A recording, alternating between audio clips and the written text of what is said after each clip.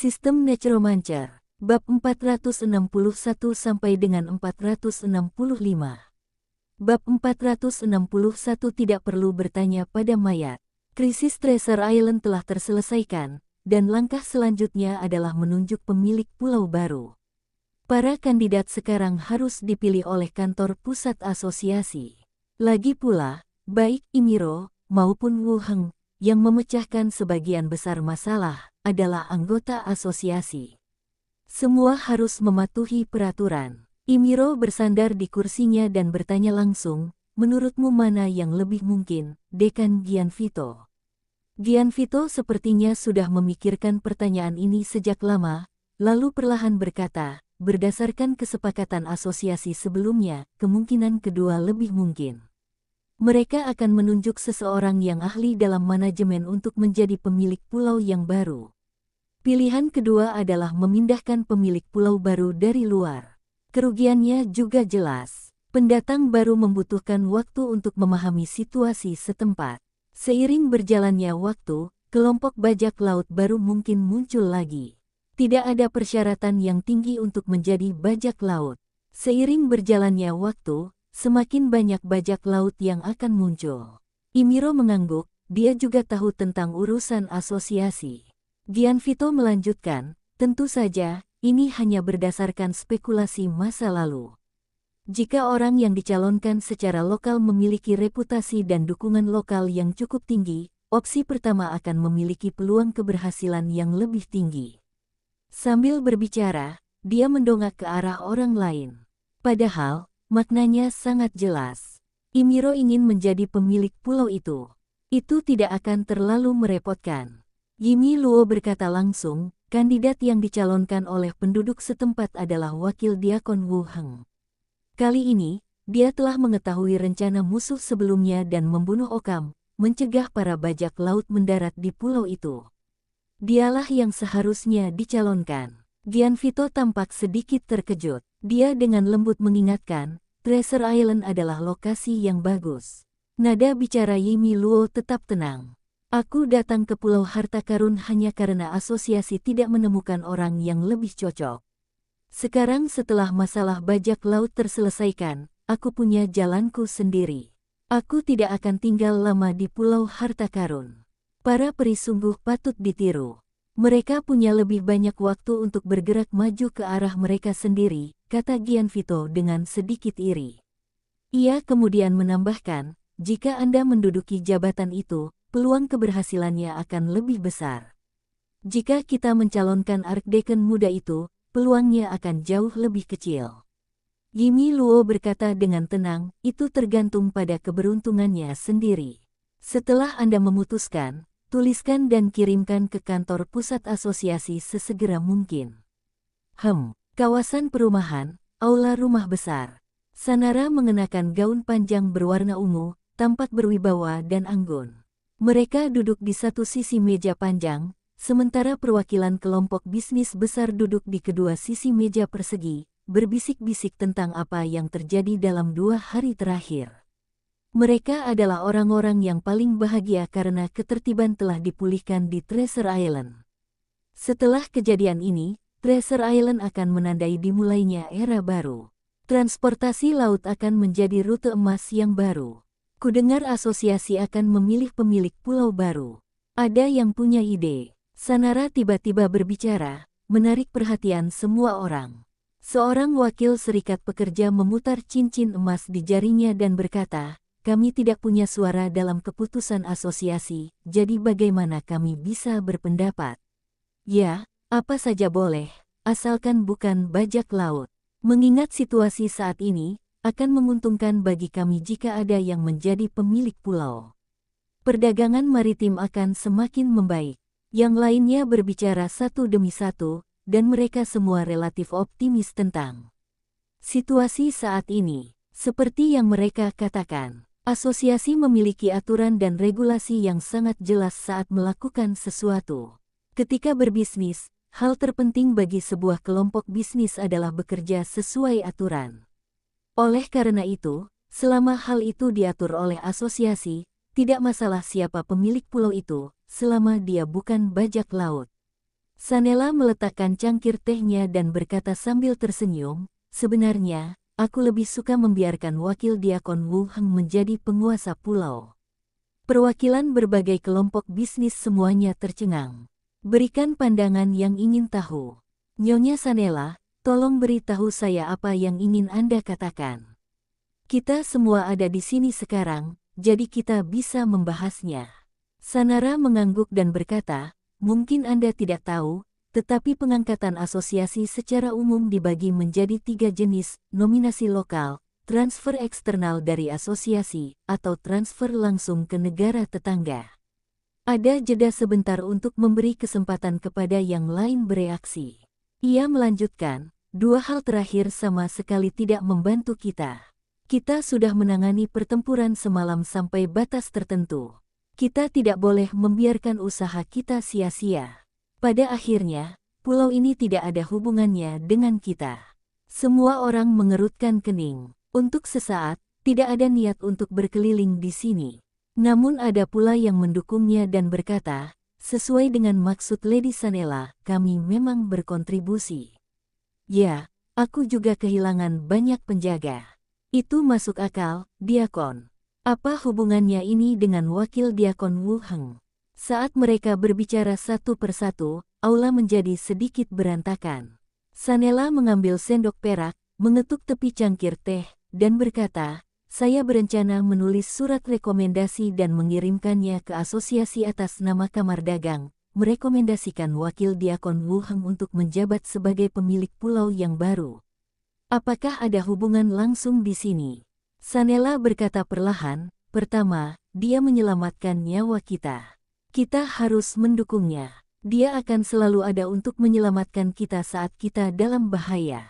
Kedua, dia memiliki karakter dan bakat yang baik. Dia menjadi wakil diaken di usia 20-an.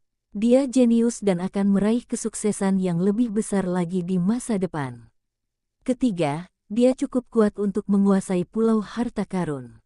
Tanpa menunggu reaksi orang lain, ia menyimpulkan, dengan membantunya, kita akan menunjukkan kepada dunia luar bahwa kita tidak melupakan juru selamat kita, dan kita juga akan membantu seorang jenius yang merupakan bentuk investasi. Secara internal, Treasure Island akan stabil, dan kamar dagang kita juga akan diuntungkan. Wah, gelombang. Begitu kata-kata itu terucap, semua orang mulai berdiskusi lagi. Setelah mendengar apa yang dikatakan Sanara, tampaknya mencalonkan wakil diaken ini akan menjadi kepentingan terbaik mereka. Lalu kenapa tidak membiarkan Imiro menjadi penguasa pulau secara langsung? Lagi pula, wakil diaken adalah seorang ahli nujum, dan mudah sekali timbul masalah. Seorang pria paruh baya yang agak gemuk mengajukan pertanyaan. Sanara menjawab, jangan bicara soal Imiro menghargai Pulau Harta Karun atau tidak. Sekalipun dia ingin menjadi penguasa pulau, setelah kejadian ini, Wu Heng akan dipindahkan ke tempat lain sebagai diaken, dan Pulau Harta Karun akan kehilangan orang yang berpengaruh. Jika Wu Heng menjadi penguasa pulau, dia tidak akan dipindahkan, dan Pulau Harta Karun akan dipimpin oleh 2 orang berpengaruh. Nada suara lelaki paruh baya itu tercekat dan dia tidak berkata apa-apa lagi. Semua orang merenung sejenak, mengungkapkan pendapat satu demi satu. Baiklah, saya setuju dengan usulan Nyonya Sanela. Ikutlah saya dalam nominasi ini. Aku setuju. Kalau dia benar-benar jadi penguasa pulau, dia tidak boleh melupakan kita. Saya setuju dengan itu. Kebanyakan orang angkat bicara dan menyetujui usulan Sanara. Lagi pula, mencalonkan satu orang tidak akan menyebabkan kerugian apapun pada kubu seseorang. Pernyataan pihak lain memang lebih meyakinkan. Sanara melirik ke arah kamar dagang yang tersisa yang belum menyampaikan pendapat mereka. Ia melanjutkan, jika ia benar-benar menjadi pemilik pulau, ia akan mengupayakan setidaknya 3 tahun pembebasan pajak perdagangan bagi kamar dagang yang menandatangani surat rekomendasi. Itu cukup bagi semua orang untuk meraup untung besar. Selesai mengatakan ini, lebih banyak orang setuju untuk bergabung dan menandatangani nama mereka. Sanara melirik surat rekomendasi itu, memastikan tidak ada masalah, lalu menyerahkannya kepada kepala pelayan di sampingnya. Kirimkan ke asosiasi dan beritahu mereka bahwa semua kamar dagang telah mencalonkan Wakil Diakon Wu Heng sebagai kepala pulau. Ya, Bu. Tempat tinggal, belajar. Setelah Wu Heng kembali dari dunia zombie, duduklah di meja dan pikirkan lagi pertanyaan lanjutan. Dengan meninggalnya pemilik pulau, Occam, krisis Treasure Island dan masalah amplop kosong semuanya terselesaikan. Satu-satunya hal yang tidak terduga adalah orang yang mengendalikan kepala untuk berbicara setelah kematian Occam. Dilihat dari nada suara pihak lain, dia juga terlibat dalam insiden ini, tetapi dia bukan salah satu bajak laut. Semuanya tergantung pada Imiro untuk melihat apakah ada petunjuk. Poin kedua adalah pekerjaan pemrosesan selanjutnya dari Treasure Island. Tubuh Occam. Asosiasi mungkin perlu meminta tubuhnya nanti. Kalau begitu, saya akan kehilangan kerangka tingkat 18. Namun, ada manfaatnya juga bertanya tentang mayat, karena dapat membantu kita mengetahui siapa lagi yang terlibat di balik layar. Adapun 2 item langka yang diperoleh. Asosiasi tersebut pada umumnya tidak memaksa anggotanya untuk menyerahkan rampasan mereka, tetapi efek dari 2 benda langka tersebut cukup istimewa, sehingga benda tersebut mungkin harus diambil. Terutama Emerald Centaur, yang merupakan peta strategis di Laut Zamrud. Siapapun yang memilikinya dapat mengendalikan pergerakan semua kapal di laut. Itu hanyalah alat ajaib. Masalah benda langka harus dirahasiakan. Jika Anda tidak menyebutkannya, asosiasi kemungkinan besar tidak akan menanyakannya. Tunggu beberapa saat sebelum mengeluarkannya dan menggunakannya. Duduk di ruang belajar sebentar. Ledakan gelombang. Terdengar ketukan di pintu dan suara Mini masuk. Tuan, makan malam sudah siap. Baiklah, aku akan segera turun. Wu Heng berdiri dan berjalan keluar dari ruang belajar. Ketika saya turun ke bawah, 5 wanita sudah duduk di meja makan. Selain beberapa pelayannya sendiri, ada juga Sanara, yang mengenakan gaun. Ketika melihatnya turun, ia tersenyum dan berbicara dengan nada yang buruk. Ada lebih banyak orang di sini. Dahi. Wu Heng berkata, Philippa adalah mata-mata yang kutempatkan di antara para bajak laut. Dia memberiku banyak informasi ketika aku menangkap bajak laut sebelumnya. Ya, aku dengar dari Mini. Wu Heng tidak banyak bicara, dan berkata, duduk dan makan. Beberapa orang duduk mengelilingi meja makan. Wu Heng dan Sanara sedang mengobrol tentang beberapa hal di pulau itu. Philippa mengikut Mini dengan lengannya sambil menjejali mulutnya dengan makanan. Nyonya kita, sesuai dengan level dalam kontrak. Philippa, Mini dan yang lainnya semuanya adalah pembantu, dan majikannya akan menjadi seorang wanita bangsawan. Suster Sanara adalah Presiden Starflower, dan tuannya adalah seorang kekasih. Philippa menatap perihutan di seberangnya dengan ekspresi terkejut di matanya. Terlahir sebagai bajak laut, tentu saja dia pernah mendengar tentang bunga bintang, kelompok pedagang terbesar dari peri kayu, yang melakukan perdagangan ekspor terbesar dari ras tersebut. Tanpa diduga, Wu Heng memiliki hubungan seperti ini dengan pihak lain. Benarkah? Bagaimana mungkin kau jatuh cinta pada seorang diaken? Gerutu Philippa. Terjadi keheningan sejenak di meja itu. Sanara menatap Wu Heng sambil tersenyum. Wu Heng menatap Philippa, yang langsung menundukkan kepalanya untuk makan, berpura-pura tidak terjadi apa-apa. Setelah makan malam, langit berangsur-angsur menjadi suram. Wu Heng sedang berbaring di tempat tidur. Pintu terbuka dan Sanara, terbungkus handuk mandi putih, masuk. Rambutnya yang panjang tergerai di bahunya, kulitnya halus dan lembut, dan pipinya kemerahan. Handuk mandi di dadanya sedikit terbuka, memperlihatkan jurang yang dalam. Kemari, Wu Heng mengangkat selimut tipis di sampingnya. Sanara memutar matanya ke arahnya, menyeka rambutnya sebentar, membuka ikatan handuk, dan masuk ke bawah selimut. Tetap bersatu. Sanara bernapas cepat dan berbicara terputus-putus, saya punya sesuatu yang penting untuk dikatakan. Wu Heng meletakkan betis putihnya yang lurus di bahunya dan berkata, silakan bicara. Aku suka mendengarmu bicara, keji, keluh Sanara, lalu melanjutkan, aku sudah meyakinkan kamar dagang lain untuk mencalonkanmu sebagai pemilik pulau. Jika berhasil, kamar dagang yang menandatangani akan membebaskan mereka dari pajak selama 3 tahun. Mini sebelumnya pernah memberitahuku tentang rekomendasi dirinya sendiri. Tentu saja, bisa menjadi pemilik pulau akan menjadi yang terbaik. Namun, hal itu mungkin tidak berhasil. Kalau asosiasi benar-benar menyerahkan tempat ini ke orang lain, aku tidak bisa menentang asosiasi karena masalah ini. Apakah itu akan berhasil? Wu Heng memegang dada orang itu dengan kedua tangannya. Kemungkinannya besar. Lagi pula, berbagai kamar dagang punya pengaruh tertentu. Pihak lain juga berkontribusi dalam pendudukan Treasure Island dan punya pengaruh tertentu, kata Sanara.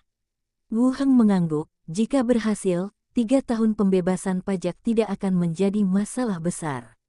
Baiklah, hanya itu yang bisa kulakukan. Terima kasih, sayang. Kangen banget. Wu Heng tersenyum dan mencondongkan tubuh ke depan dengan lembut. Keesokan harinya, pagi, Wu Heng membawa Pilipa ke asosiasi. Pilipa mengenakan baju zirah kulit, dengan burung beo hijau di bahunya, dan dia berjalan dengan tangan di belakang punggungnya. Selamat pagi, girls. Novaru, kamu terlihat bagus. Hei gelombang. Olin, jenggotmu terlihat sangat tampan hari ini. Tidak mungkin, kau baru tahu sekarang kalau aku mata-mata Wu Heng. Kupikir kau begitu pintar sampai-sampai kau sudah menduganya sejak lama. Pilipa bagaikan kupu-kupu sosial, yang senantiasa menyapa para anggota perkumpulan di sepanjang jalan. Itu menarik perhatian banyak orang. Terutama Olin, yang merangkul bahu kurcaci itu dan memuji jenggotnya yang indah.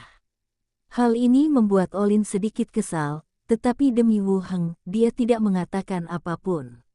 Wu Heng menarik bagian belakang kerahnya dan membawanya kembali ke kantornya. Envier, yang tiba lebih awal, memandang Pilipa yang dibawa kembali dengan rasa ingin tahu. Apakah kamu harus menyapa semua orang? Wu Heng menatapnya dan bertanya. Tunggu, Kapten Burung Bodoh. Burung beo itu terbang ke samping dan berkata. Pilipa mengangkat tangannya untuk menakut-nakuti burung beo itu dan menjelaskan, bukankah ini hanya untuk mengenal semua orang, agar kamu tidak bertemu denganku di masa mendatang dan mereka akan memburuku? Kalau begitu, kamu harus lebih halus. Kenapa kamu mencengkeram Olin dan mengepang jenggotnya? Ya ampun, aku sangat terampil.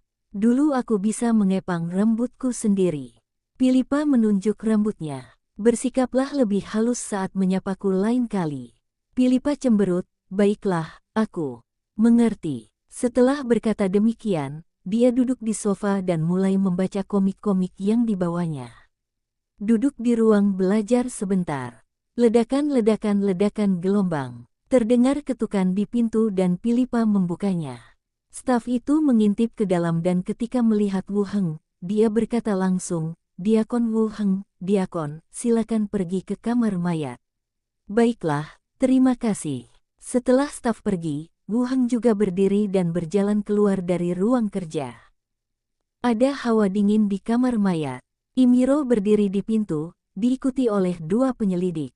Kamar mayat penuh dengan mayat, dan 2 petugas koroner sedang sibuk bekerja. Wu Heng berjalan mendekat dan bertanya, Diakon, apakah Anda mencari saya? Yimiro berdiri tegak dan bertanya, apakah semua bajak laut yang kita bunuh sudah diautopsi? Belum. Mereka semua dikerahkan di pelabuhan dan beberapa lokasi lain untuk membantu pertahanan. Statistiknya belum dihitung, kata Wu Heng. Banyak bajak laut terbunuh kali ini. Dibutuhkan usaha untuk menghitung statistiknya. Mari kita simpan statistik agar kita bisa menghitung manfaatnya nanti, kata Imiro. Wu Heng melirik mayat-mayat itu dan berkata, Diakon, sulit untuk membedakan siapa yang mana dengan beberapa kerangka itu.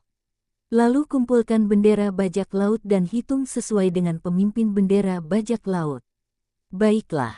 Imiro mengangguk dan melanjutkan, bawa keluar jenazah Okam dan interogasi dia untuk melihat apakah dia punya rencana lain. Diakon, Aku punya cara untuk mengetahui apa yang kau inginkan tanpa harus menginterogasi mayatnya. Bab 462 Penciptaan Pahlawan. Tidak perlu bertanya tentang mayat. Imiro menatapnya dengan bingung. Wu Heng berkata dengan serius, "Diaken, saya butuh kamar terpisah." Metode apa yang begitu misterius? Imiro mengatakan ini, dan mereka berdua masih berjalan menuju sisi dalam koridor bersama penyidik. Saya memilih kamar kosong. Wu Heng mengeluarkan bubuk emas dan darah, dan secara bertahap membentuk lingkaran sihir tertutup di tanah. Setelah pukulan terakhir selesai, lingkaran sihir itu memancarkan kekuatan kematian yang samar. Wu Heng mengeluarkan pot jiwa iblis, meletakkannya di tengah lingkaran sihir, dan membuka gabusnya. Kemudian, hantu biru tua terbang keluar dari pot jiwa iblis. Secara bertahap membentuk penampilan kasar, Okam. Okam melihat sekeliling dan mencoba menjauh tanpa terlihat. Namun, lingkaran sihir itu bagaikan penghalang, menjebaknya di tengah, dan kekuatan kematian yang menyebar terus-menerus mengikis jiwa tembus pandangnya. Karena tak menemukan jalan keluar, Okam mengumpat ke arah mereka, binatang-binatang terkutuk. Kalian akan mati di laut, dengan cacing darah menggerogoti tubuh kalian dan binatang laut melahap daging kalian. Di sisi berlawanan, Imiro dan kedua penyelidik semuanya tampak terkejut. Ini adalah metode aslinya. Dia benar-benar memenjarakan hantu itu di dalam pot jiwa iblis. Si Necromancer benar-benar menakutkan. Wu Heng adalah orang pertama yang menjelaskan, ketika aku membunuhnya, aku menjadi hantu. Aku mencoba menyerang diriku sendiri dan dimasukkan ke dalam pot jiwa iblis. Imiro mengangkat alisnya, dia tidak memilih untuk melarikan diri, tapi menyerangmu. Yah, mungkin mereka pikir levelku tidak cukup tinggi dan ada kemungkinan mereka akan membunuhku, kata Wu Heng. Okam berada di level 12 saat ia menjadi hantu, dan level Wu Heng, yang beredar luas di luar, juga level 12. Itu sangat cocok dengan logika para bajak laut. Mereka suka mengambil risiko demi keuntungan yang lebih besar. Wu Heng melanjutkan, Diaken, kau boleh bertanya apapun yang kau mau. Lingkaran sihir ini hanya bertahan untuk waktu yang terbatas.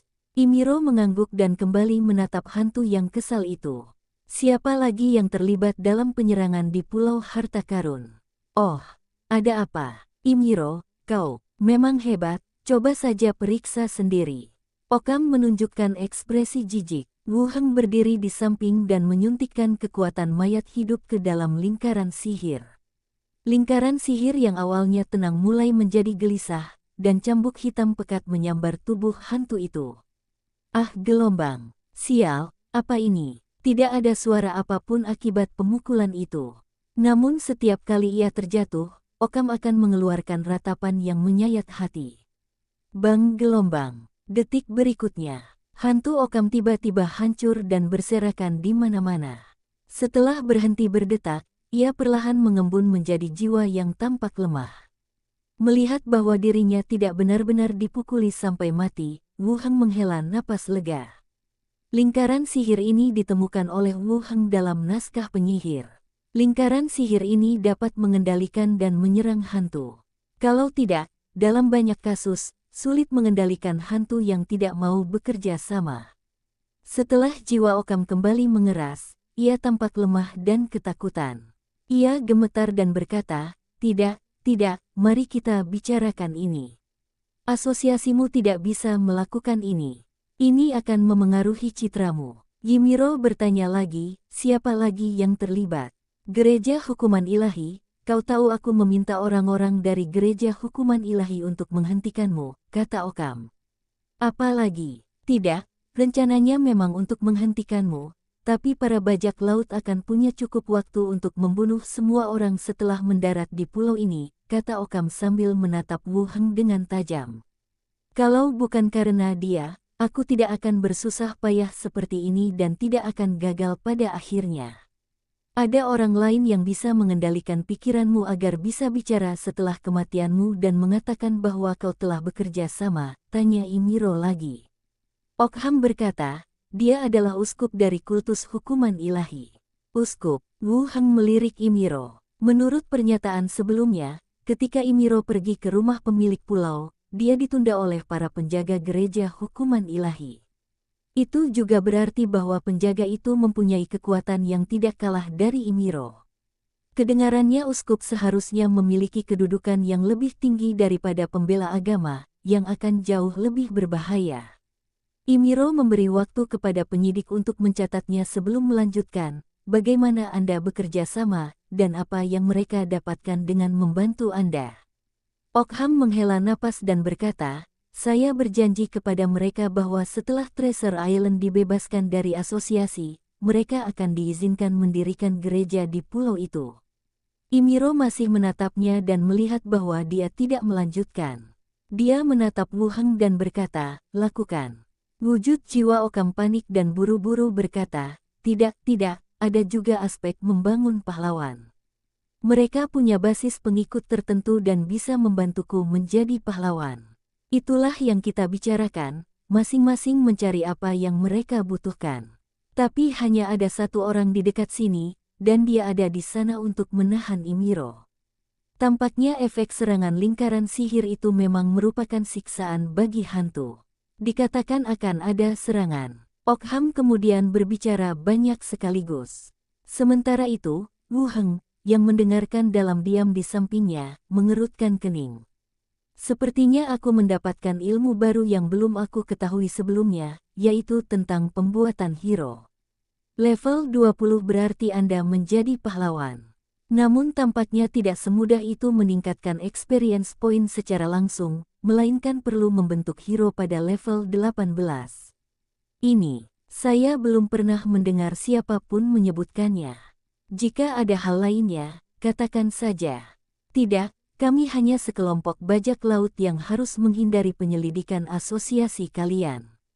Tidak banyak rahasia. Kalau bukan karena anak ini, rencanaku tidak akan gagal, kata Okham dengan marah. Imiro menatap sang penyidik, apakah Anda menuliskannya? Saya sudah menuliskannya. Kembalikan dia. Mendengar ini, Okham langsung berteriak, Imiro, aku bersedia bekerja untuk asosiasi ini. Secuil kekuatanku bisa sangat membantu. Wu Heng mengendalikan kekuatan mayat hidup, dan kekuatan hisap mulai menarik Okham di udara. Beri aku kesempatan, Yimi Luo, Wu Heng, mari kita bicara baik-baik. Jiwa Okham diregangkan dan dikembalikan ke panci ajaib. Wu Heng menutup-tutupnya dan mengambil kembali cincin luar angkasa. Hantu sangat berguna bagi ahli nujum, tetapi layak atau tidaknya suatu hantu dibudidayakan tergantung pada kemiripan kepribadian dan pendekatannya. Ini dan Glenda memiliki kepribadian yang berbeda, tetapi mereka berdua bukanlah orang jahat. Tetapi orang ini terlahir sebagai bajak laut dan memiliki kebencian yang begitu mendalam terhadap Wu Heng. Dia pasti tidak akan membiarkannya menjadi pelayan spiritualnya, tidak peduli seberapa tinggi levelnya. Pertanyaan yang ingin saya tanyakan sudah selesai. Imiro meletakkan tangannya di belakang punggungnya dan berjalan keluar. Wu Heng mengambil 2 langkah cepat dan bertanya, Diakon, apakah Anda masih membutuhkan jenazahnya? Karena ada hantu yang bisa bertanya, kau bisa mengurus tubuhnya sendiri. Jaga jiwanya dulu. Setelah tidak ada masalah lagi nanti, kau bisa mengurusnya sesukamu, kata Imiro dengan tenang. Oke, Wu Heng mengangguk. Imiro pergi bersama penyidik. Wu Heng langsung menuju ke posisi pemeriksa mayat.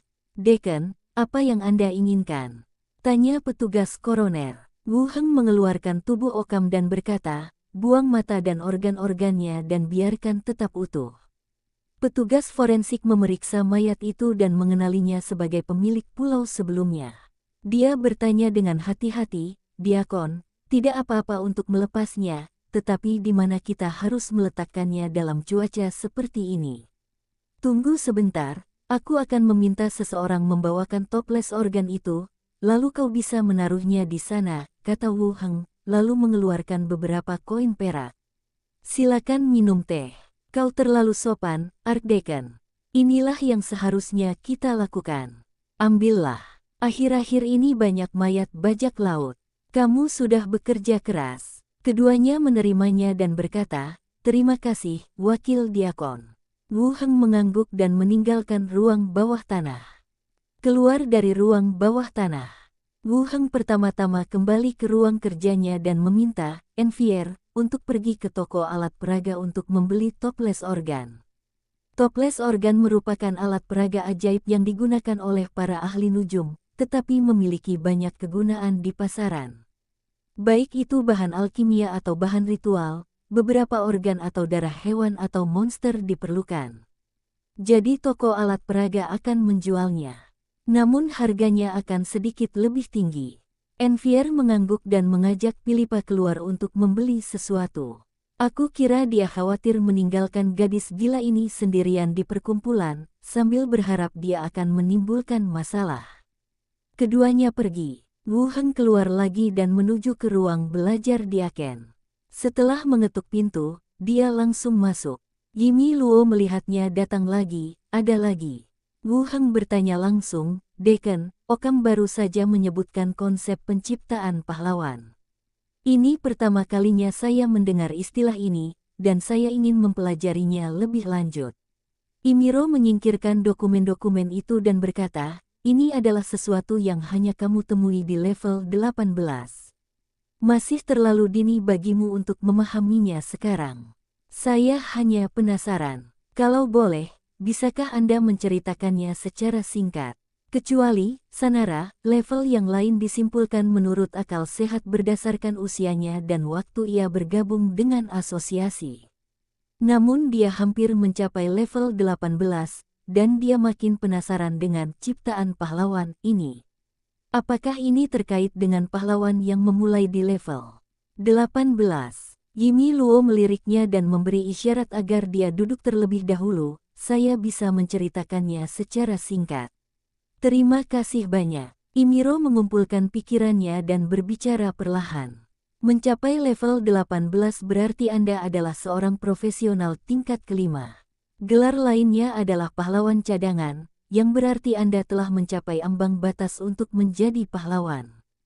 Kemajuan lebih lanjut membutuhkan lebih dari sekadar meningkatkan keterampilan, tetapi juga melibatkan pengembangan reputasi. Kami menyebutnya pembangunan pahlawan.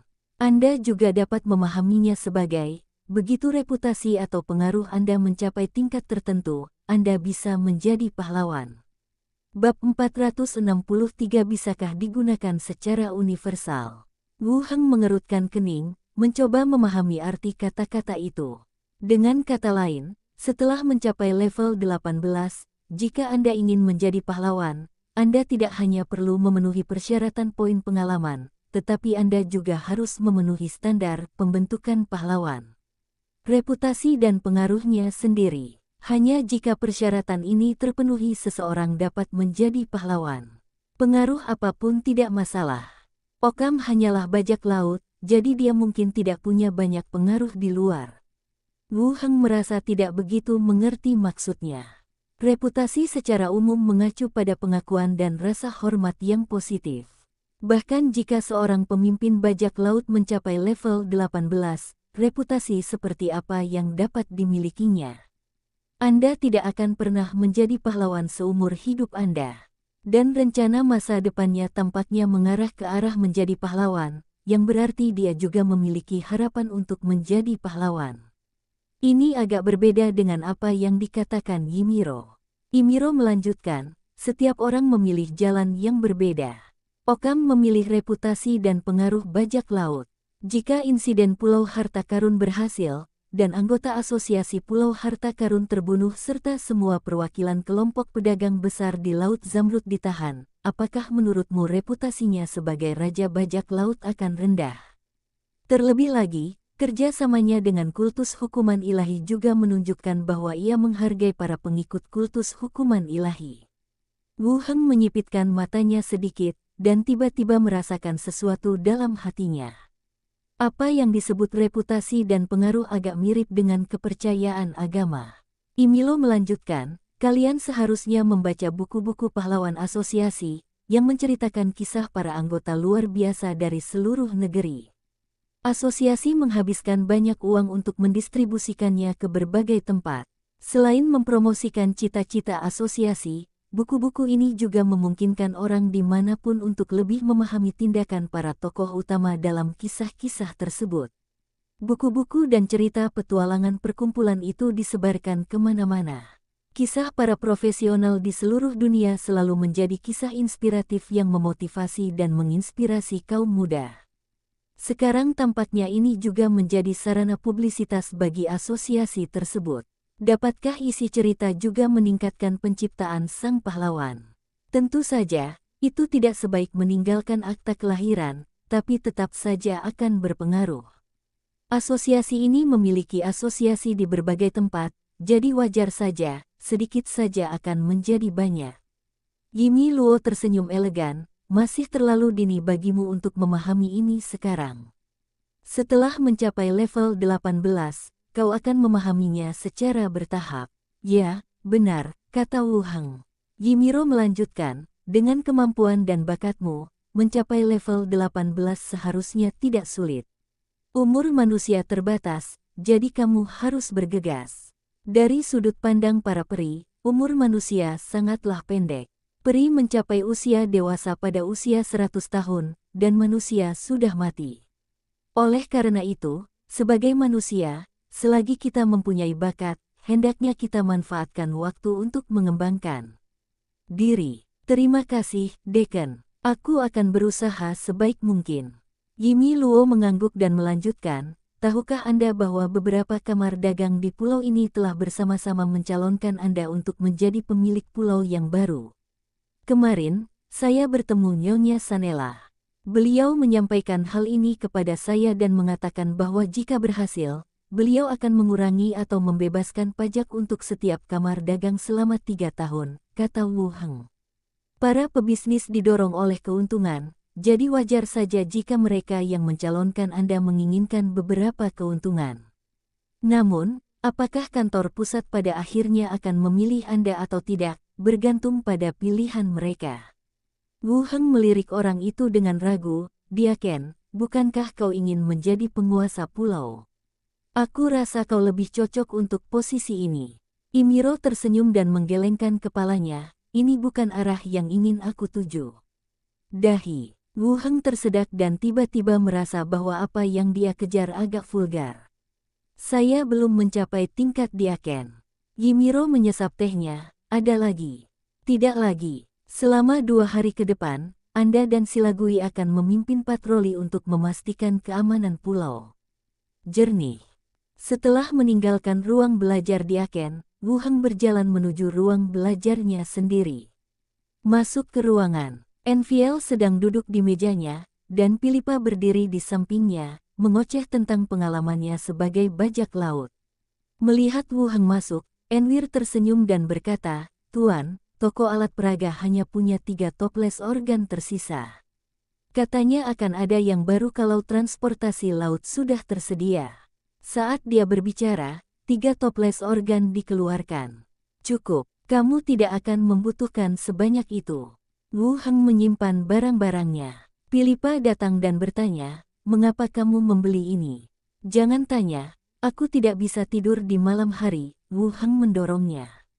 Apa yang kau bicarakan? Waktu aku jadi kapten, aku melihat segalanya. Organ-organ Okam telah diambil dan perlu disegel dan diawetkan. Philippa mengerutkan kening, kau suka mengoleksi ini. Ahli nujum itu mengerikan. Bahan ritual, bajak laut sangat tidak berbudaya. Setelah berkata demikian, Wu Heng keluar dari ruang belajar dan menuju kamar mayat. Philippa mengikutinya dari belakang sambil berkata bahwa membosankan jika tetap berada di kamar. Mereka pergi ke kamar mayat, mengawetkan organ-organ yang diambil, dan menyimpan kembali jenazahnya. Lalu dia membawa Philippa bersamanya ke pelabuhan. Pelabuhan sedang sibuk pada saat ini. Sejumlah warga tampak membersihkan sampah di laut dengan cara menggeser perahu kecil dan memegang galah panjang serta karung jaring. Pada awalnya, hanya beberapa orang yang diorganisasikan oleh asosiasi yang melakukan pekerjaan pembersihan, tetapi seiring berjalannya waktu, barang-barang berharga berhasil diselamatkan satu demi satu. Semakin banyak orang yang bergabung. Meskipun Wu Heng telah mengatur agar kerangka itu menyelamatkan barang-barang tersebut, sebagian besar barang-barang berharga telah diambil. Tetapi Anda masih dapat menemukan banyak hal baik, seperti koin emas yang dipaku pada papan kayu yang rusak, perangkat yang bengkok, dan jari yang patah dengan cincin emas yang tergantung padanya. Banyak sekali bajak laut yang mati di sini, dan pasti banyak juga harta karun yang tertinggal. Wakil Diakon, Kapten Tim 7 berjalan cepat. Wu Heng mengangguk dan berkata langsung, kirim seseorang untuk menyelamatkan bendera bajak laut. Diaken berkata bahwa kita harus menghitung pahala berdasarkan bendera bajak laut. Saya akan segera meminta orang-orang mengumpulkan bendera bajak laut, kata pemimpin tim itu segera. Tidak hanya Wu Heng, semua orang berpartisipasi dalam operasi ini. Mereka juga akan dihitung sebagai prestasi. Baiklah, ketika tim berikutnya mengambil alih, beritahu mereka untuk tidak bertarung, kalau tidak, mereka tidak akan punya tempat untuk membuktikan prestasi mereka. Wu Heng memberi instruksi lain. Dimengerti, nanti aku akan meminta seseorang menyampaikan pesannya kepada masing-masing kapten. Baiklah, lanjutkan saja dan mulai bekerja. Wu Heng berkata demikian dan mengajak Philippa berjalan-jalan di sekitar lingkungan tinggalnya. Jalan Laitos yang biasanya ramai kini hanya memiliki sedikit orang yang berbelanja. Meskipun para bajak laut tidak berhasil, mereka tetap sangat terpengaruh. Bahkan toko-toko pun tidak banyak yang buka. Mereka berdua pergi berbelanja dan membelikannya beberapa keperluan sehari-hari. Kemudian mereka kembali ke tempat tinggal mereka bersama-sama. Setelah makan malam, beberapa gadis pergi ke halaman untuk bermain shuttlecock. Wu Heng kembali ke ruang belajar dan melepaskan kedua hantu itu. Yang satu sedang membaca buku, dan yang lainnya memegang tablet dan memainkan game yang disertakan. Wu Heng menuangkan secangkir teh untuk dirinya sendiri, duduk di meja, dan mulai memikirkan informasi yang diperolehnya hari ini. Pertama-tama, orang yang mengendalikan kepala dan berbicara kepadanya adalah uskup gereja hukuman ilahi. Jika pelindung agama dapat menghentikan Imiro, uskup ini pasti memiliki pangkat lebih tinggi. Jika aku tahu lebih awal, aku akan mengenakan jubah saat membunuh Okam. Jubah yang diberikan kepadanya oleh konsorsium dapat menghalangi sebagian besar deteksi. Kalau saja aku tahu sebelumnya, aku akan menutupi diriku agar tidak terlihat oleh orang lain. Tapi sudah terlambat untuk mengatakan apapun sekarang, aku sudah melihat semuanya. Tidak, dia begitu kuat, mengapa dia tidak melakukannya sendiri? Uskup ingin datang ke sini secara langsung, dan kami tidak dapat menghentikannya. Masih ada masalah. Dia tidak bisa melakukannya, atau dia tidak bisa melakukannya secara terbuka. Kita harus berhati-hati terhadap kultus hukuman ilahi di masa depan. Poin kedua adalah berita tentang penciptaan pahlawan. Menurut pemahaman Wu Heng, penciptaan pahlawan serupa dengan kumpulan keyakinan. Jika seseorang mengenali perilaku dan perbuatan Anda, hal itu akan meningkatkan penciptaan pahlawan. Poin pengalaman dapat digunakan di kedua dunia, jadi bisakah pembuatan pahlawan juga dikumpulkan di dunia modern? Jika ini benar-benar berhasil, maka tidak akan sulit bagiku untuk menjadi pahlawan.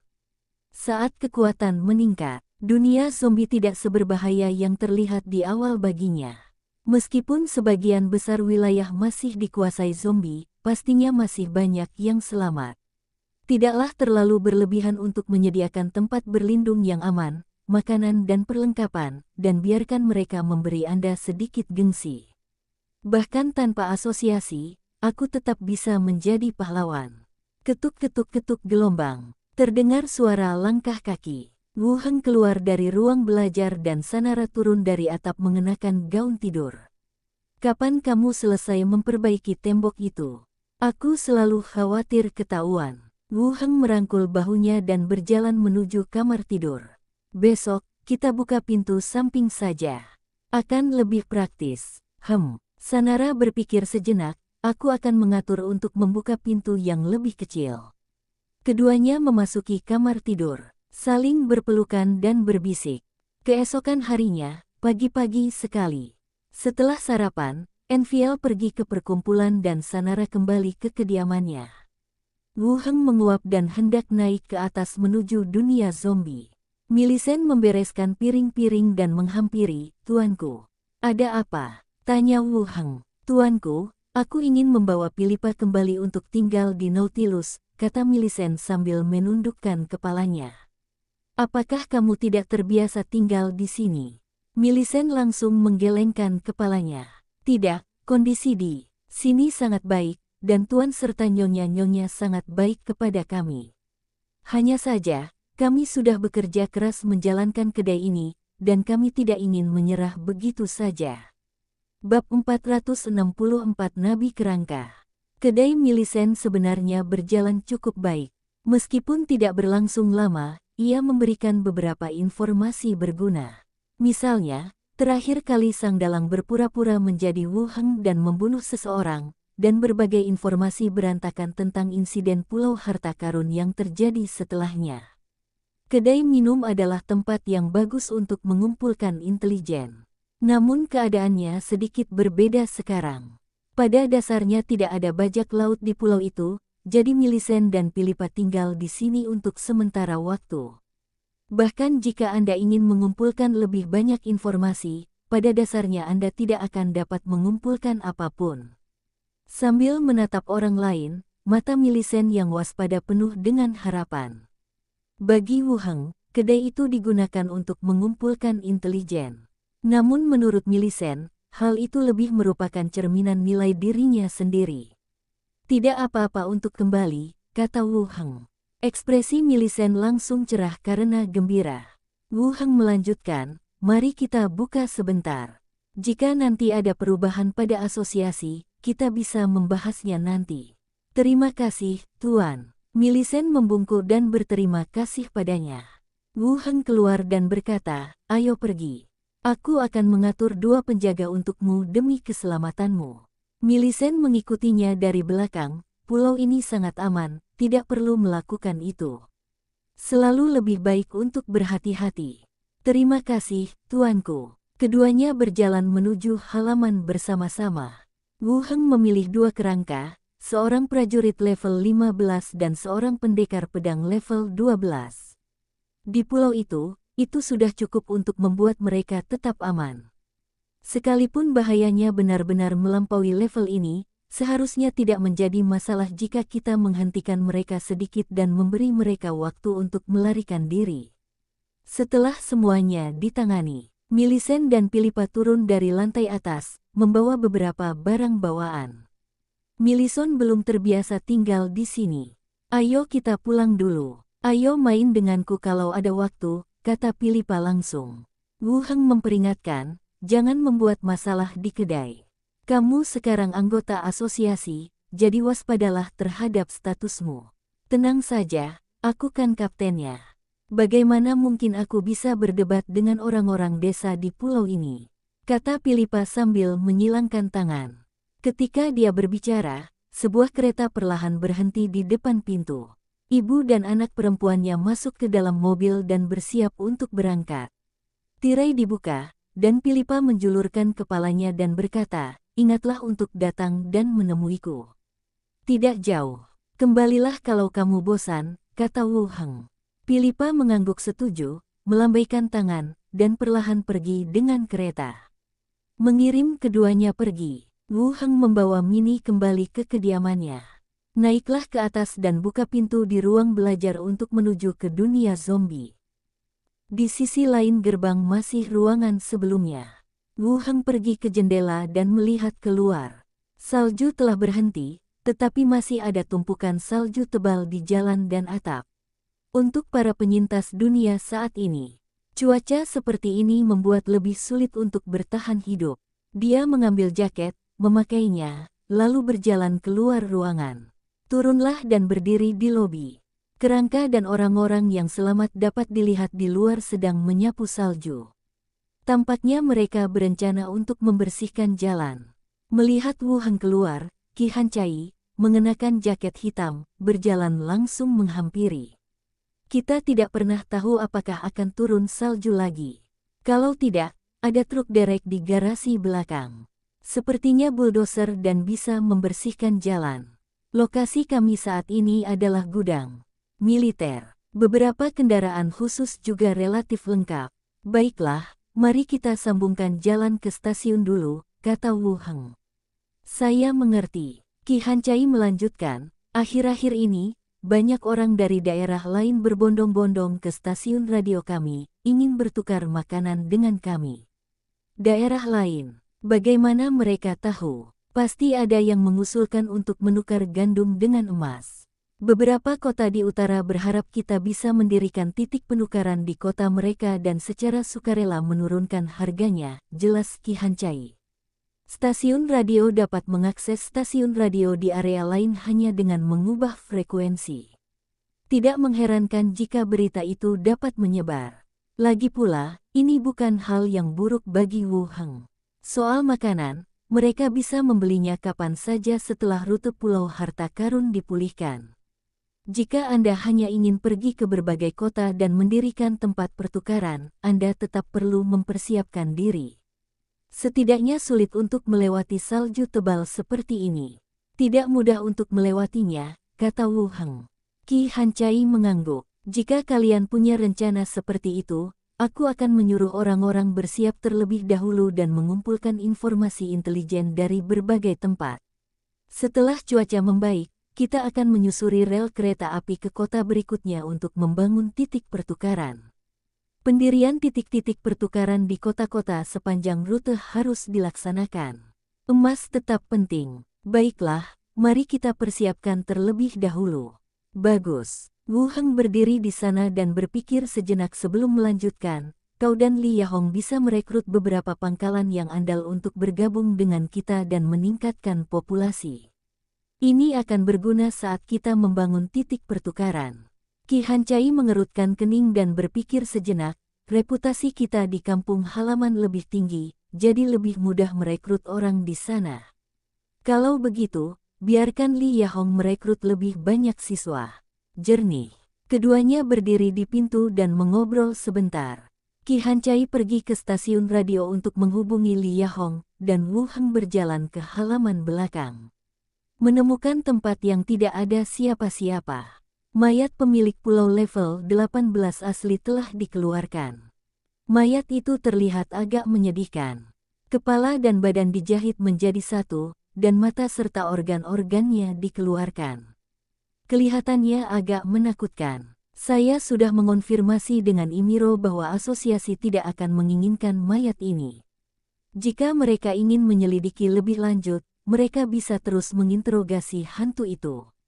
Anda dapat membuang mayatnya sesuai keinginan Anda. Sebenarnya saya masih berpikir tentang apa saja keuntungan yang dimiliki seorang profesional level 18. Biarkan asosiasi dan semua negara memaafkan orang-orang seperti itu. Hadapi mayat secara langsung dan lepaskan teknik penyajian tulang. Makhluk yang dipanggil melampaui jangkauan kemampuan penggunanya, dan faktor ketidakstabilan meningkat. Prompt tidak stabil yang sudah dikenal muncul lagi. Perintah ini sudah lama tidak muncul. Dengan masuknya kekuatan mayat hidup, daging dan darah mayat di tanah mulai berjatuhan perlahan, dan kerangka putih itu berdiri dari tanah. Dia mengibaskan daging yang terluka di tubuhnya. Rongga mata yang kosong menatap ke arah Wu Heng. Api jiwa di rongga mata luar biasa dalam dan terang. Kamu masih dipanggil, Okam. Ambil semua benda ini dari tanah dan lempar keluar, kata Wu Heng langsung. Kerangka itu menggulung tikar jerami bersama daging busuk yang jatuh dan berjalan keluar. Wu Heng mulai memeriksa atribut kerangka itu. Nabi kerangka, level 18. Atribut, konstitusi 35, kekuatan 30, kelincahan 38, kecerdasan 42, persepsi 47, karisma 25. Ciri-ciri, kerangka berongga, jiwa maju, pencerahan kenabian. Prestasi, spesialisasi armor kulit, lanjutan spesialisasi armor sedang. Lanjutan spesialisasi tongkat master. Kemampuan, kebijaksanaan ilahi, indera spiritual, memblokir pengintaian, prediksi domain. ramalan dan pencerahan, Anda dapat menjelajahi misteri tertentu di dunia dan mendapatkan informasi berguna darinya. Sumber kebijaksanaan ilahi, pusatkan pikiran Anda untuk meminta rahasia dari sumber kekuatan ilahi Anda, dan kumpulkan rahasia yang Anda butuhkan dari informasi yang tersebar. Item yang relevan diperlukan sebagai koneksi. Indera spiritual, Anda terhubung dengan dunia ini dan dapat samar-samar melihat hal-hal yang tidak dapat dilihat oleh orang biasa. Block peeping dapat memblokir mengintip, ramalan, dan deduksi sebagian besar pahlawan di bawah level pahlawan. Prediksi domain, rahasianya telah mencapai tingkat tinggi. Anda akan membentuk domain pribadi di sekitar Anda, yang dapat memprediksi bahaya yang akan datang. Melihat atributnya, Wu Heng sedikit mengernyit. Persepsi tertinggi mencapai 47 poin, yang merupakan nilai yang relatif berlebihan dalam profesi tersebut. Namun sebagai seorang nabi, seseorang dapat mendeteksi semua jenis kecerdasan, jadi wajar baginya untuk memiliki persepsi yang tinggi. Titik tinggi kedua adalah kecerdasan, yang mencapai 42 poin, yang tidak rendah. Tampaknya setelah level 18, atributnya masih akan mengalami peningkatan yang signifikan.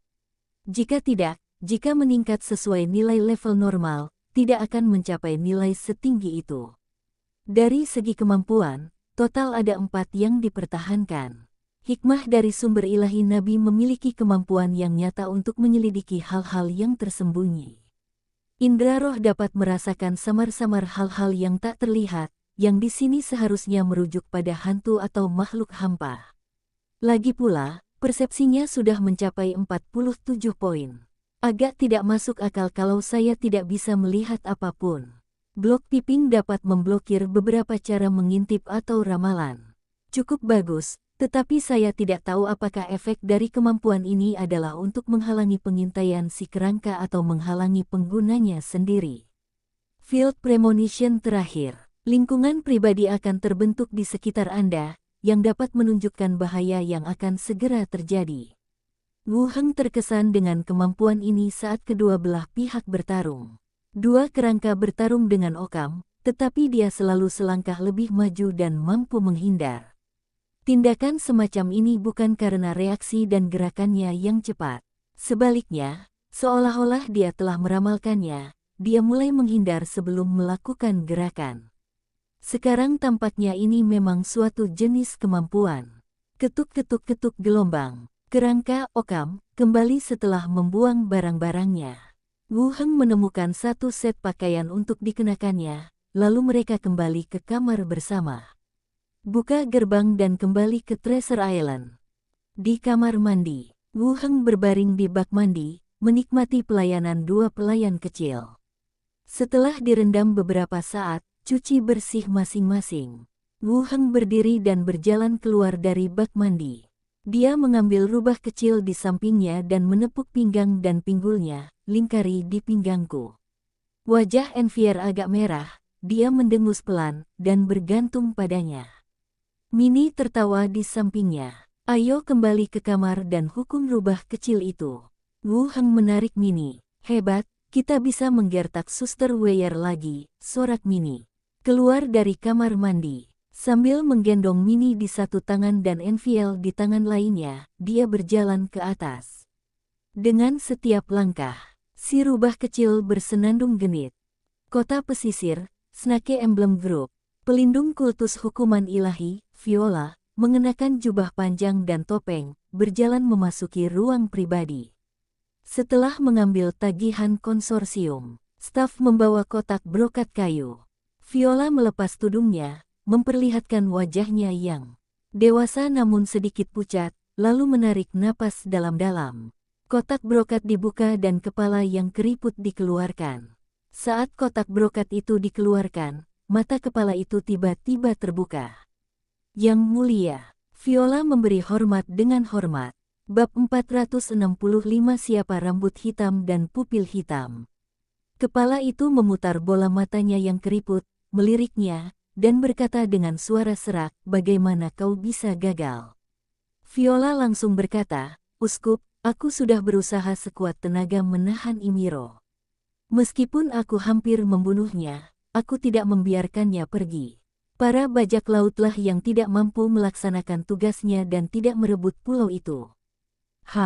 Kepala itu mendengus dingin, apakah kau berencana untuk menyalahkan orang mati? Itu benar, aku tidak berniat mencari-cari alasan untuk diriku sendiri, kata Viola lagi. Kepala itu melanjutkan, siapakah orang yang berambut hitam dan bermata hitam itu? Viola mengerutkan kening, maksudmu wakil Diaken Asosiasi. Dia baru saja dipindahkan ke Treasure Island. Kepala itu berkata, ahli nujum. Ya, seorang ahli nujum, tapi Imiro sangat menghormatinya. Kudengar dia diizinkan mengubah tubuh bajak laut yang ditangkap di pulau itu. Viola berkata, lalu bertanya pelan, maksudmu para bajak laut gagal karena dia membunuh Occam? Tidak. Itu tidak mungkin.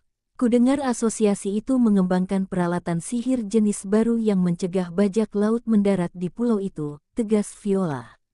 Aku melihatnya dengan mata kepalaku sendiri. Kepala itu berkata lagi, kau tak perlu kembali dulu. Pelindung lain sudah bergegas ke sisimu. Bunuh dia sebelum tugas baru anak itu tiba. Ini, lukaku. Viola ingin berbicara, tetapi mata kepalanya sudah terpejam. Berubah kembali menjadi mayat, Viola dengan hati-hati mengembalikan kepala itu, memanggil staf untuk menyimpannya kembali, dan mengganti tiketnya. Tunggu sampai kepalanya dikeluarkan. Viola mengumpat dengan marah, kau anjing setengah manusia setengah hantu, kau mau membunuhku. Kalau ada kesempatan, aku akan menyeretmu ke neraka bersamaku. Keesokan harinya, Wu Heng mengendarai sepedanya dan membawa Enfiel ke asosiasi. Baru saja sampai di pintu, saya melihat seorang penyihir tua yang mirip Gandalf kembali dari luar. Menurut Ymiro, para anggota yang mendukung Treasure Island ini akan bertahan untuk sementara waktu. Baru setelah memastikan tidak ada bahaya, mereka akan meninggalkan tempat ini dengan perahu satu demi satu. Wu Heng tidak peduli berapa lama dia tinggal. Asosiasi ini menyediakan akomodasi yang jarang terlihat di masa lalu. Wakil Diakon Wu Heng, sapa penyihir tua itu sambil tersenyum. Din, Wu Heng juga tersenyum. Wu Heng benar-benar tidak dapat mengingat nama orang lainnya. Terakhir kali aku bertanya padanya, Sheila Gui, dia tidak mengingatnya, jadi aku memanggilnya Din saja, yang juga merupakan gelar yang terhormat. Penyihir tua itu diikuti oleh para pelayannya, dan Wu Heng ditemani oleh para pelayan kerangka dan Enfiel. Berjalan masuk bersama. Penyihir tua itu tiba-tiba angkat bicara, kudengar wakil Diaken telah dipromosikan menjadi wakil Diaken dalam waktu kurang dari setahun sejak menjadi profesional. Dia jenius yang langka di antara umat manusia. Wu Heng meliriknya. Saya sudah cukup tua sekarang, saya rasa saya tidak membutuhkan tubuh muda. Tetaplah tersenyum dan jawablah, itu hanya catatan belaka, belum tentu benar. Penyihir tua itu mengangguk, tampaknya setuju dengan jawaban itu. Kali ini, pertempuran di Pulau Harta Karun menggunakan benda-benda sihir baru yang kuat. Apakah kau mengembangkannya? Wu Heng menggelengkan kepalanya lagi. Aku tidak tahu apa-apa tentang ukiran rune. Ini semua peralatan dari kampung halamanku. Aku membawa beberapa saat bepergian. Demi keselamatanku, aku mengambilnya dan menggunakannya. Sang guru tua tidak menanyakan pertanyaan lebih jauh tentang hal-hal ini. Ia melanjutkan, Wakil Diakon, apakah Anda tertarik bergabung dengan perkumpulan riset sihir? Ini adalah organisasi pribadi yang didirikan oleh sekelompok orang tua. Kami tidak terikat oleh kekuatan eksternal dan hanya sesekali membahas pengetahuan magis atau berbagi pengalaman. Masyarakat Penelitian Sihir, suatu organisasi yang didirikan oleh para penyihir itu sendiri. Faktanya, ada banyak organisasi semacam itu di seluruh dunia. Beberapa kelompok pengrajin lokal, kelompok pekerja, atau penyair dan penulis semuanya memiliki lingkaran mereka sendiri. Namun seminar penelitian yang disebutkan dekan itu jelas lebih bermutu. Bergabunglah dan mungkin Anda bisa mendapatkan keajaiban secara gratis. Akan tetapi, Wu Heng tahu persis seberapa besar kemampuannya, dan jika diminta untuk mengemukakan pendapat, dia tidak akan mampu memberikan pendapat apapun. Menghadapi sekelompok penyihir yang atribut utamanya adalah kecerdasan, dia mungkin akan mengungkap jati dirinya. Saya masih dalam tahap eksplorasi sihir. Nanti kalau sudah punya wawasan dan prestasi tertentu, saya akan menyusahkan dekan untuk merekomendasikan saya bergabung dengan asosiasi riset, kata Wu Heng sopan. Haha, penyihir tua itu tertawa, sangat senang dengan ucapannya. Kau memang masih terlalu muda. Kalau kau sudah mencapai level 15, silakan tulis surat kepadaku dan aku akan mengizinkanmu bergabung dengan kelompok riset. Terima kasih, dekan. Keduanya bertukar beberapa kata. Terpisah di lobi. Wu Heng pergi ke ruang kerjanya, dan majikan tua itu kembali ke asrama bersama anak buahnya. Kembali ke ruang belajar, Wu Heng duduk di mejanya dan minum teh. Asosiasi ini memiliki banyak pekerjaan yang harus dilakukan baru-baru ini, menghitung korban dan menghitung kerugian. Setelah staf menghitung data, Envier masih perlu memeriksanya lagi dan kemudian mencapnya untuk konfirmasi. Ledakan gelombang. Terdengar ketukan di pintu dan Sheila masuk. Dia mengangguk ke arah Envier, menatap Wu Heng, dan bertanya, "Diaken telah menugaskan kita. Kau akan memimpin patroli di Jalan Laitos. Dan kamu?" Sheila Gui memutar matanya ke arahnya dan berkata, "Tentu saja aku juga punya misi. Aku memimpin tim untuk berpatroli di area pusat dan area permukiman. Seharusnya tidak ada bahaya di pulau itu, kan?" Tanya Wu Heng, sebenarnya tidak ingin pindah. Sheila Gui berkata, "Saya merasa Diaken mengatur patroli untuk menenangkan penduduk pulau dan karavan. Pelabuhan masih penuh sampah dan laut belum dibersihkan, jadi belum banyak serangan musuh." Benar, Wu Heng setuju, lalu bertanya, "Okam, seorang profesional level 18, sebelumnya telah diampuni, dan tidak ada surat perintah pencarian untuknya. Bisakah itu dihitung sebagai prestasi bagi kita? Keunggulan asosiasi ini selalu didasarkan pada perintah yang diinginkan. Jika Anda tidak tercantum dalam daftar orang yang dicari, meskipun Anda telah melakukan kejahatan, petugas setempat akan menangkap Anda." Okham baru saja diampuni oleh asosiasi tersebut, dan kerajaan-kerajaan di seluruh dunia juga telah mengakui identitasnya. Wu Heng tidak yakin apakah ini dapat dianggap sebuah prestasi. Sheila Gui berpikir sejenak, "Aku belum pernah mengalami hal seperti ini sebelumnya, tapi kurasa ini pasti hukuman. Menghancurkan seluruh asosiasi dan menculik begitu banyak kelompok pedagang, ini harus ditanggapi dengan serius. Itulah yang kumaksud. Kalau kau tidak menghitungnya, itu akan sangat salah. Bajak laut yang kau bunuh sudah cukup untuk memberimu pahala." Sheila Gui tersenyum, berdiri, dan berjalan keluar. "Ayo pergi. Kita bicara setelah patroli. Kita mulai bisnis dulu." Wu Heng mengangguk dan mengikutinya keluar. Dua tim dipanggil untuk berpatroli di sepanjang Beacon Street. Keamanan publik di Laitos Street jauh lebih baik daripada sebelumnya. Lagi pula, asosiasi itu baru saja melakukan pembantaian massal beberapa hari yang lalu, dan kota itu penuh dengan orang-orang tak berguna. Tak seorang pun akan membuat masalah saat ini. Segalanya berjalan baik sepanjang perjalanan. Hanya di pelabuhan, beberapa orang berselisih tentang barang rampasan yang diselamatkan. Saya melihat Wu Heng dan anak buahnya berjalan dari kejauhan. Beberapa orang langsung berpisah dan melanjutkan urusan mereka masing-masing. Wu Heng memimpin tim berkeliling kota. Sudah hampir tengah hari, jadi biarkan semua orang kembali makan. Wu Heng pergi ke Nautilus Tavern. Wu Heng memasuki kedai minuman. Naik langsung ke atas. Para tamu di kedua meja tidak terlalu memperhatikan orang-orang yang datang. Mereka makan dan minum sendiri-sendiri dan berbincang tentang pertempuran sebelumnya. Wu Heng menunggu di kamar sebentar. "Millicent masuk, tuanku. Semuanya baik-baik saja setelah kamu kembali, kan?" "Tidak masalah, semuanya normal," kata Millicent. Wu Heng menuangkan secangkir teh untuk dirinya sendiri dan melanjutkan, "Saya sedang berpatroli di sekitar sini, jadi saya datang ke tempat Anda untuk makan siang." Saya akan meminta seseorang menyiapkannya untuk Anda segera, kata Millicent, lalu segera meninggalkan ruangan. Kurang dari 2 menit berlalu. Pintu berderit dan terbuka sedikit. Philippa melihat ke dalam dan berkata, "Aku tahu itu kamu." Setelah berkata demikian, dia langsung masuk. Berbeda dengan gadis gila sebelumnya, hari ini dia mengenakan gaun tube top krem dengan garis pinggang dan 2 kuncir di kepalanya. "Apakah pakaian ini cocok untukku? Ibuku yang membuatnya untukku." Philippa berdiri di tengah dan berbalik. "Ya, cukup bagus. Hehe." Philippa tersenyum, berjalan mendekat dan duduk di pangkuannya dengan ramah, sambil berkata, "Sekarang setelah sebagian besar bajak laut terbunuh, apa yang harus kulakukan selanjutnya? Ayo kita berjanji. Aku tidak akan mengikutinya untuk membuka kedai ini. Membosankan."